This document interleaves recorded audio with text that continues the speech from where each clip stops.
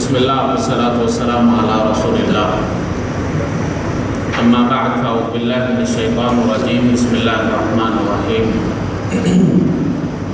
قال تعالی واتقوا اللہ ویعلمکم اللہ وقال النبی صلی اللہ علیہ وسلم فضل العالم علی العابد کفضلی علی ادناکم او کما قال النبی صلی اللہ علیہ وسلم۔ تمام تعریفات، توصیفات، تسبیحات، تحمیدات، طیبات، صلوات، تکبیرات، تمجیدات، اچھے کلمات اللہ تبارک و تعالیٰ کے لیے ہیں۔ درود و سلام نبی اکرم صلی اللہ علیہ وسلم کی ذات گرامی کے لیے جو ہمارے آقا ہیں، راہبر ہیں، رہنما ہیں، اسوہ ہیں، قدوہ ہیں، مثال ہیں، اور نبی اکرم صلی اللہ علیہ وسلم ہی کی پیروی میں ہماری نجات ہے۔ یہ پیچھے جو طلبہ ہیں ان سے گزارش ہے تھوڑا سا آگے آ قریب ہو قریب ہو۔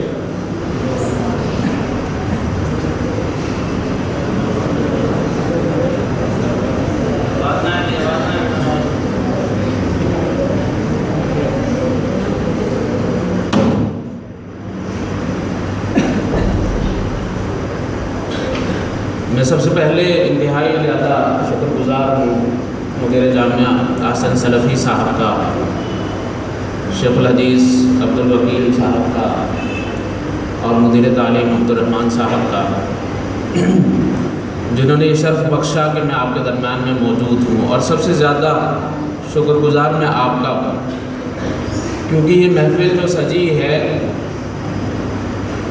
اس کی بنیاد آپ ہی ہیں۔ اور یہ بھی میں آپ کو بتانا چاہتا ہوں کہ مجھے اللہ تبارک و تعالیٰ کے لیے آپ سے محبت ہے، اور کہا گیا کہ وقت بڑا قیمتی ہے، مصروفیت بہت زیادہ ہے میرے بارے میں۔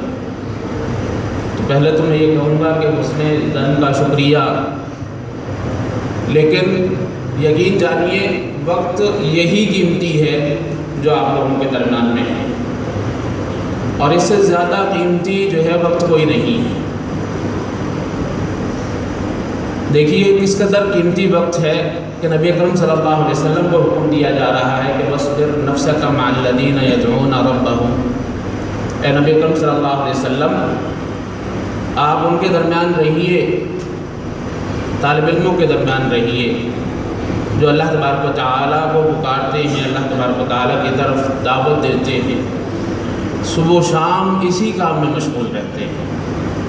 تو یہ بڑے شرف کی بات ہے، بڑی قدر کی بات ہے، اور ہمیں اللہ تبارک و تعالیٰ کا از حد شکر کرنا چاہیے۔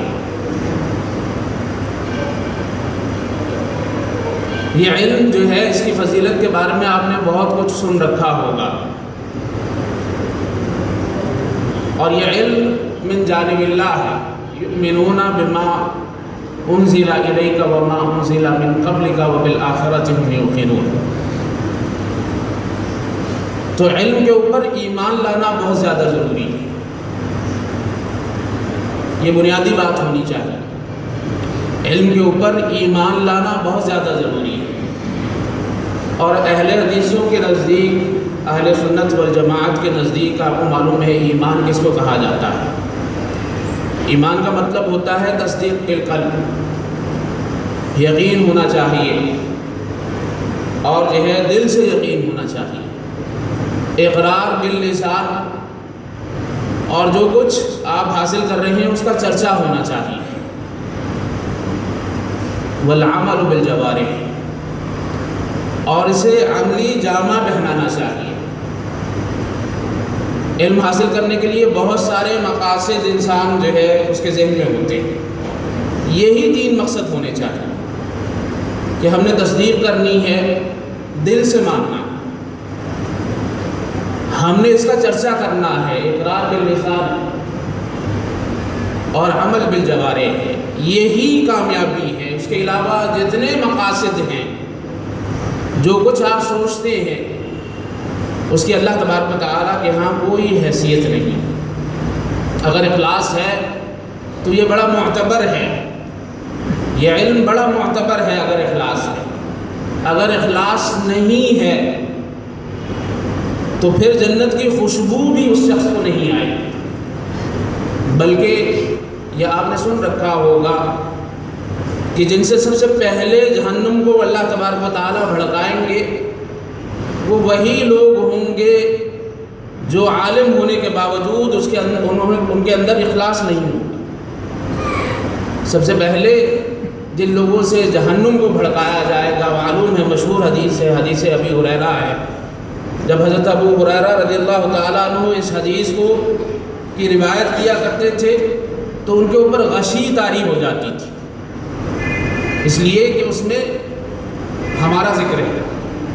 حضرت جو ہے ابو ہریرہ رضی اللہ عنہ امام العلماء ہے، اس میں حضرت ابو ہریرہ رضی اللہ تعالیٰ عنہ کا ذکر ہے، اور نبی اکرم صلی اللہ علیہ وسلم یہ فرما رہے ہیں کہ سب سے پہلے جس سے جہنم کو بھڑکایا جائے گا، اور ہم سب جانتے ہیں وقودھا الناس والحجارہ، جہنم کا ایندھن جو ہے وہ پیٹرول نہیں ہوگا، لکڑیاں نہیں ہوں گی، یہ جو ایندھن ہمارے ہاں معروف ہے وہ نہیں ہوں گے۔ وقودھا الناس والحجارہ، جہنم کی آگ جو ہے وہ لوگوں کے ڈالنے سے بھڑک اٹھے گی اور پتھروں کے ڈالنے سے بھڑک اٹھے گی۔ تو سب سے پہلے جن سے معاذ اللہ جہنم کی آگ جو ہے وہ بھڑکائی جائے گی وہ علماء ہوں گے۔ اول من یسحر بهم النار، جن سے سب سے پہلے جہنم کو بھڑکایا جائے۔ تو یہ علم من جانب اللہ ہے، تو سب سے پہلے اس کی تصدیق ضروری ہے، اخلاص ضروری ہے، اور پھر اس کا چرچا ہونا چاہیے، اور کوئی مقصد نہیں ہونا چاہیے، دنیاوی مقصد تو ہونا ہی نہیں چاہیے، دنیاوی مقصد تو ہونا ہی نہیں چاہیے۔ اور پھر حصول علم کے لیے آپ کی رہنمائی آپ کے اساتذہ جو ہے وہ فرماتے رہتے ہوں گے، یہ ساری کی ساری جو باتیں آپ کے سامنے کی جا رہی ہیں ہمیں معلوم ہے یہ نئی نہیں ہے، لیکن نصیحت کیجئے فإن الذکریٰ تنفع المؤمنین، یہ نصیحتوں کا دہرانا جو ہے، بار بار کہنا، یہ آپ کو بھی فائدہ دے گا اور مجھے بھی فائدہ دے گا۔ تو اخلاص کے اوپر بہت زیادہ ترکیز ہونی چاہیے، اور یہ بھی اخلاص میں سے ہے کہ علم کو کسی دنیا کے منصب کے حصول کے لیے یا مال کمانے کے لیے نہ حاصل کیا جائے، مال کمانے کے لیے حاصل نہ کیا جائے، نوکری لینے کے لیے حاصل نہ کیا جائے، اور جس قدر آپ احتیاط کر سکتے ہیں علم حاصل کرتے ہوئے بھی وہ کیجیے۔ دیکھیے نوکری کرنا یا معاوضہ لے لینا کہیں پر تدریس کا یہ معیوب نہیں ہے، دین کی خدمت کرتے ہوئے اگر آپ کو وظیفہ ملتا ہے، اگر یہ معیوب ہوتا تو حضرت ابو بکر رضی اللہ تعالیٰ عنہ کبھی نہیں لیتے، حضرت عمر رضی اللہ تعالیٰ عنہ کبھی نہیں لیتے، لیکن اگر یہ اس قدر محبوب بھی ہوتا تو حضرت ابو بکر رضی اللہ تعالیٰ عنہ کبھی واپس نہیں کرتے۔ آپ کو معلوم ہے حضرت ابو بکر رضی اللہ تعالیٰ عنہ نے جو دوران خلافت آپ کو وظیفہ ملا تھا، آپ نے وہ وظیفہ واپس کر دیا۔ تو اگر یہ محبوب نہیں ہے، مبعوث نہیں ہے تو محبوب بھی نہیں ہے، اور اگر آپ یہ ابھی سے عزم کریں گے کہ اسے ہم نے وسیلہ روزگار نہیں بنانا تو یہ آپ کے اخلاص میں اضافہ کرے گا، اور یہ نہیں کہ یہ سابقہ مثالیں ہیں، حضرت ابو بکر گزر گئے، حضرت عمر رضی اللہ تعالیٰ عنہ گزر گئے، آج کل بھی آپ کو مثالیں مل جائیں گی۔ دارالحدیث دارالقرآن ہے، فیصل آباد میں ادارہ ہے، عبداللہ بیرو والوی رحمہ اللہ اس ادارے کے مؤسس ہیں۔ ان کا اپنا کاروبار تھا، شربت کا کاروبار تھا. ساری زندگی انہوں نے اس مدرسے کے اندر جو ہے رہتے ہوئے وہاں کا کھانا نہیں کھایا، اور بسا اوقات باورچی کی کارکردگی جانچنے کے لیے چکھنا پڑتا تو زبان پر لگا کر تھوک دیا کرتا. اس طرح کی زندگی گزاری ہے ہمارے. ابھی یہ صوفی عبداللہ صاحب جامعہ تعلیم الاسلام کے مؤسس ہیں، بانی ہیں. کبھی اپنی ذات پر انہوں نے روپیہ خرچ نہیں کیا مدرسے کے پیسوں سے، بلکہ اس قدر جو ہے میلوں سفر کر جایا کرتے تھے. لوگ کہتے تھے حضرت صاحب یہ جو ہے وہ چندہ ہے، یہ آپ کا کرایہ ہے. صوفی صاحب کرایہ بھی مدرسے کے لیے جیب میں ڈال لیا کرتے تھے اور پیدل سفر کیا کرتے تھے. جامعہ ابی بکر الاسلامیہ کے مؤسس ظفر اللہ رحمہ اللہ، انہوں نے تمام زندگی جامعہ ابی بکر سے 1 روپیہ نہیں لیا اور بھرپور الحمدللہ خدمت کی. بلکہ اپنے اولاد جو پڑھ رہی تھی وہاں پر، ان کے لیے بھی یہ حکم تھا. 11 سال میں وہاں پر پڑھتا رہا. میرے لیے یہ حکم تھا کہ یہاں پر آپ نے کھانا نہیں کھانا، اور اگر نوبت آ جائے تو مجھے بتا دینا ہے، میں اس کے پیسے جمع کرواؤں. یہاں پر بہت سارے اس طرح کے طالب علم ہوں گے جن کو اللہ تبارک و تعالیٰ نے فراوانی دی ہے. ان کے بھائی اسکولوں میں پڑھ رہے ہوں گے، والدین ان کی فیس ادا کر رہے ہوں گے، اور جو ہے بہت سارے اخراجات ان کے بہن بھائیوں کے اوپر ہو رہے ہوں گے. اپنے والد صاحب کو یہ بھی کہیے کہ یہاں پر میں پڑھ رہا ہوں، اس کی یہاں پر فیس ادا کیجیے. یہاں پر میں کھا پی رہا ہوں، اس کا معاوضہ ادا کیجیے. اللہ تبارک و تعالیٰ کی قسم یہ آپ کے اخلاص پر دلالت کرے گی. واتقوا اللہ. اور پھر حصول علم آسان ہو جائے. اللہ تبارک و تعالیٰ سے ڈریے. وَيُعَلِّمُكُمُ اللَّهُ. اللہ تبارک و تعالیٰ آپ کو بذات خود سکھائیں گے. انما یخشی اللہ من عبادہ العلماء. اللہ تبارک و تعالیٰ سے ڈرنے والے ہوتے ہی علماء ہیں. اللہ تبارک و تعالیٰ سے ڈرنے والے یہ اخلاص کے حصول کے لیے جو ہے وہ راہیں ہیں. اخلاص کے حصول کے لیے راہیں ہیں. ایک یہ راہ بھی ہے. میں ہرگز حوصلہ شکنی نہیں کرنا چاہتا ان لوگوں کی جو اللہ تبارک و تعالیٰ کی طرف سے ان کے لیے جو ہے ان کے پاس وسائل نہیں ہیں. وسائل نہیں ہیں تو حضرت ابو ہریرہ رضی اللہ تعالیٰ عنہ کے پاس بھی وسائل نہیں تھے، اور حضرت ابو ہریرہ رضی اللہ تعالیٰ عنہ کو کس قدر اللہ تبارک و تعالیٰ نے مرتبہ بخشا ہے، اور اللہ تبارک و تعالیٰ نے کس قدر درخشاں آپ کو جو ہے علماء میں ستارہ بنایا ہے. لیکن یہ بھی ایک راہ ہے، اس کی طرف بھی دیکھا جا سکتا ہے اور اس راہ پر بھی چلا جا سکتا ہے. اور پھر علم کے حاصل کرنے کے لیے ایک بات ہم بہت زیادہ نظر انداز کر دیتے ہیں، وہ یہ ہے کہ صحبت، اچھی صحبت. جو کچھ صحبت میں ملتا ہے وہ آپ جو ہے کتنی ہی کتابیں چھان لیجیے آپ کو نہیں ملے.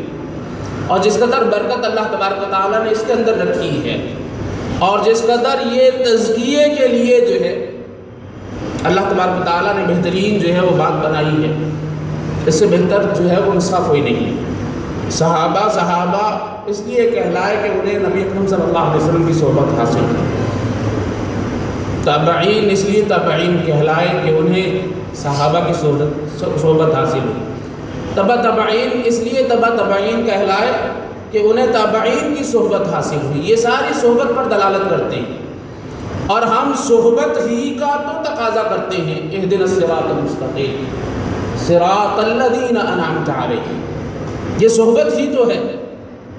دعا یہی کی جاتی ہے کہ اللہ تبارک و تعالیٰ ہمیں نیک لوگوں کے رستے پر رکھیے، نیک لوگوں کے رستے پر رکھیے. تو علماء آپ کے پاس موجود ہیں، سبق پڑھ لینا یہ صحبت نہیں ہے، یہ تو اجباری ہے.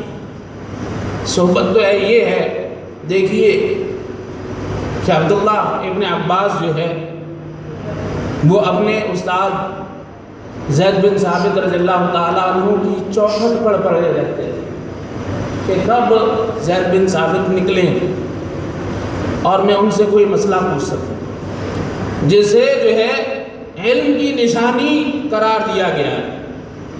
جب وہ فوت ہوتے ہیں، جن کے بارے میں نبی اکرم صلی اللہ علیہ وسلم نے کہا ہے کہ اللہم فقہہ فی الدین وعلمہ التأویل،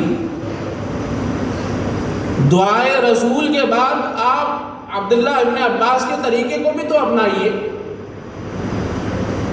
دعا تو مل گئی، یہ یہاں تک تو ہم رکھتے ہیں کہ نبی اکرم صلی اللہ علیہ وسلم نے جو ہے ان کے لیے دعا کر دی۔ آپ یہ دیکھیے کہ عبداللہ ابن عباس نے اس کے بعد محنت کس قدر کی کہ اپنے استاد کی چوکھٹ پر پڑے رہتے تھے اور دروازہ بجاتے نہیں تھے، دروازہ بجاتے نہیں تھے، انتظار کرتے تھے۔ انتظار کرنے کے بعد جب زید بن ثابت رضی اللہ تعالیٰ عنہ اپنے کام کے لیے نکلتے تو اس وقت جو ہے ان سے سوال کیا کرتے تھے۔ ہمارے نزدیک یہ وقت کا ضیاع ہے، ہمارے نزدیک یہ ٹائم ضائع کرنا۔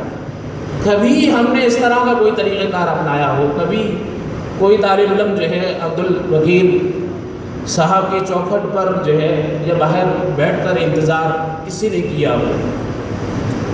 با ادب، با نصیب، اور عقیدت اور احترام ہونا چاہیے اساتذہ۔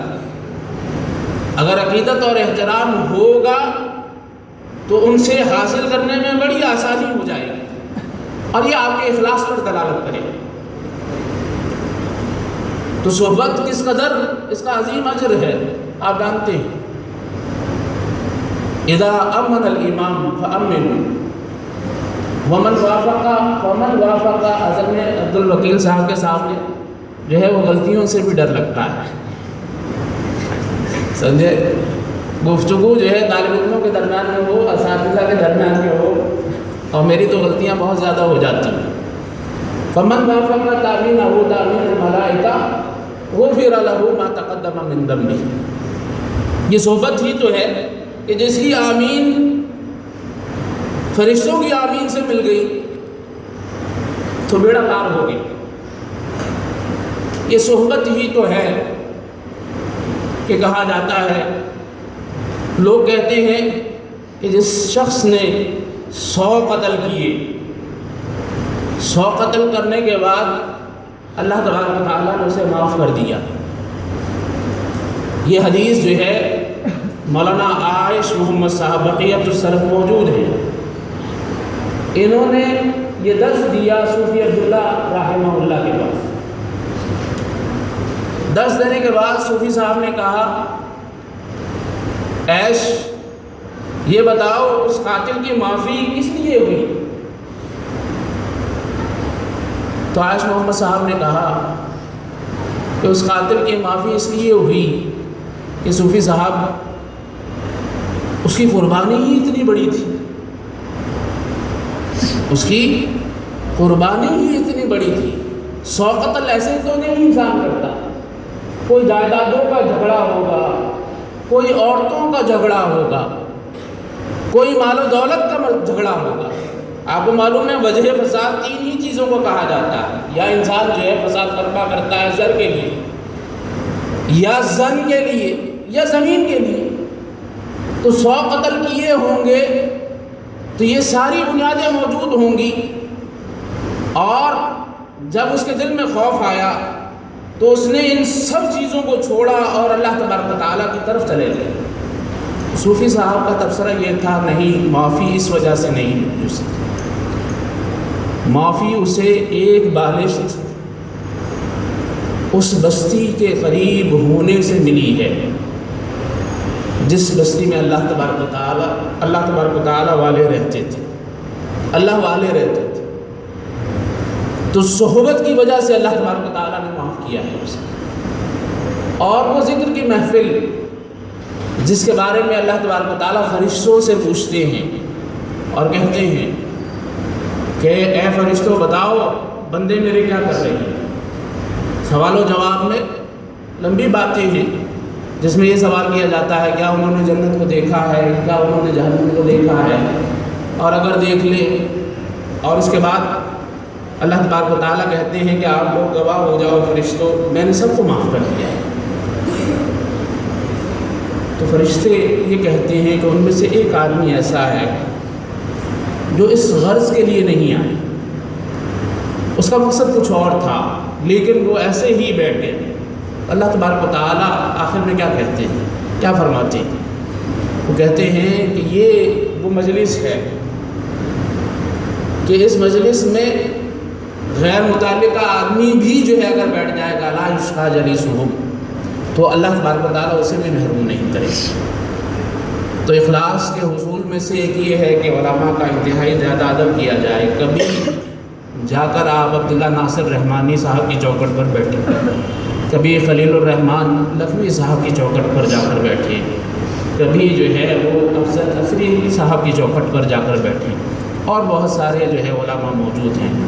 محنت کیجئے، محنت کا کوئی نعم البدن نہیں ہے۔ ابھی یہ آیت پڑھی گئی ہے کہ انسان کے لیے وہی کچھ ہے جو کچھ وہ محنت کرتا ہے، اس کے علاوہ کچھ نہیں ہے۔